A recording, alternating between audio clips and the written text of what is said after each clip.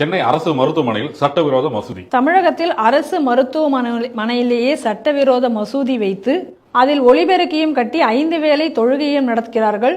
நோயாளிகளுக்கு இது மிகப்பெரிய பாதிப்பு ஏற்படும் என்ற சூழ்நிலை இருந்தும் கூட நடவடிக்கை எடுக்காத தமிழக அரசு, மேற்கு வங்கத்தில் நடவடிக்கை எடுத்தே ஆக வேண்டும் அப்படின்னு சொல்லி மிகப்பெரிய போராட்டம் நடத்தி இன்னைக்கு நீதிமன்றமும் நடவடிக்கை எடுக்க சொல்லி உத்தரவிட்டும் கூட நடவடிக்கை எடுக்காத மம்தா அரசு இன்னைக்கு அங்கு 5 கோவில்களும் தாக்கப்பட்டிருக்கின்றன. அதற்கும் எந்த நடவடிக்கையும் எடுக்கவில்லை.